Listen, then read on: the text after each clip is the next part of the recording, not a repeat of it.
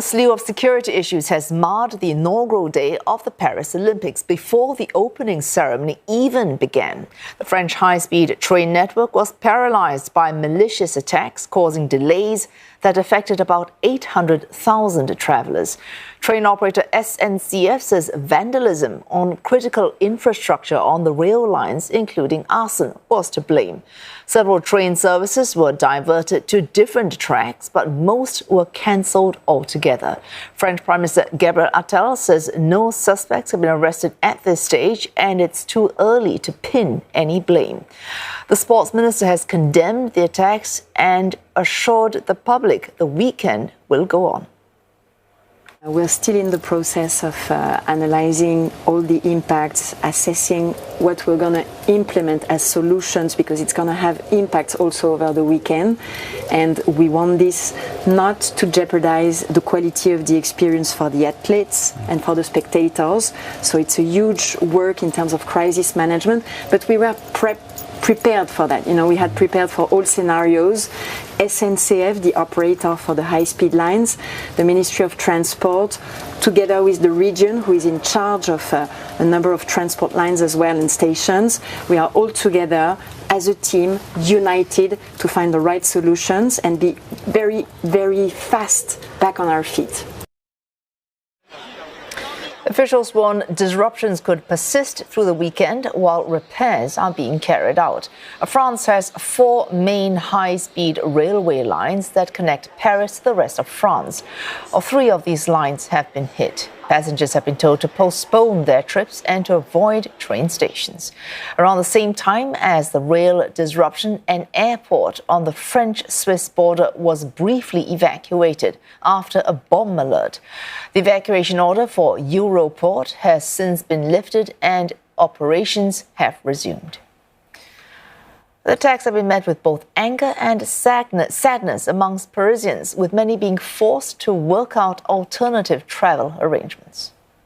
I was in first a little bit scared to come here, but we already booked it, so we thought, if something happens, there are enough police people, so it will be okay, we thought. But it was a little bit scary, but nothing happened, so that's nice. J'ai pas spécialement peur, mais c'est vrai que c'est quand même assez inquiétant.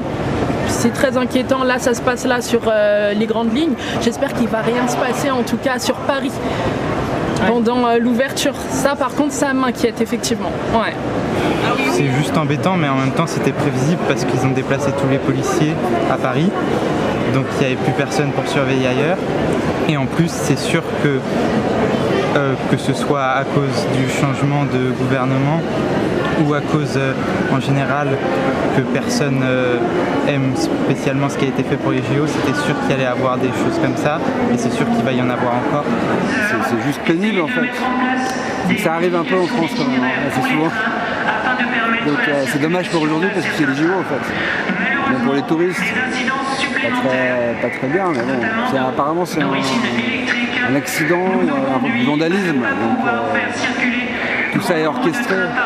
Voilà, après non, je pense qu'il va être une belle soirée.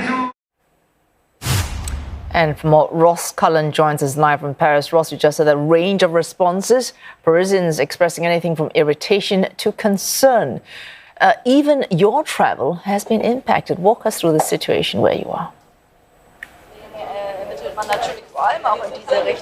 Well, the latest situation is that there is a news conference just off to my right, just started in the last couple of minutes. One of the directors from the French National Rail Company giving an update on the situation. We do know that 800,000 people have had their travel impacted today by this coordinated sabotage, by the fact there have been arson attacks on other parts of the rail infrastructure, by the fact that cables have been cut. This is meant to be a major travel day, people beginning their summer vacation, and also thousands of people meant to be coming into Paris for the Olympic opening ceremony. So major disruption across the country.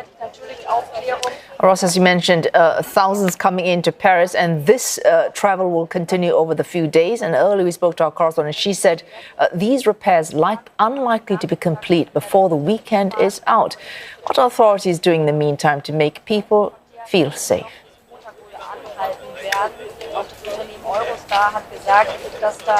Well, the Eurostar, if we just look at that international train that brings people to Paris from London, 1 in 4 services cancelled until Monday.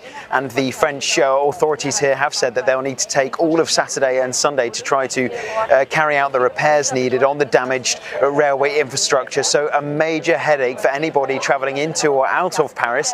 This weekend, we have the first gold medal events for the Olympics, 17 gold medals being awarded on Saturday. So there are meant to be thousands of people coming in just for this weekend, millions as well across the whole of the summer for the Olympics. So a real headache for those people travelling. In terms of security, there are 45,000 police officers on duty in Paris at the moment, 10,000 soldiers on duty, and in fact 6 of them have just walked past here, heavily armed soldiers patrolling all of the major railway stations, 22,000 security personnel, people on the roofs, snipers, people up on the roofs of buildings as well, shooting down any unauthorised drones flying over the city, police helicopters hovering above, and so there is a huge security presence, and parts of the city are actually already locked down, like we had during the coronavirus pandemic, where you have to show a QR code to be able to access inside that secure perimeter, showing that you have a reason to be inside, for example, attending an event, or your hotel might be inside that secure zone. So there is already,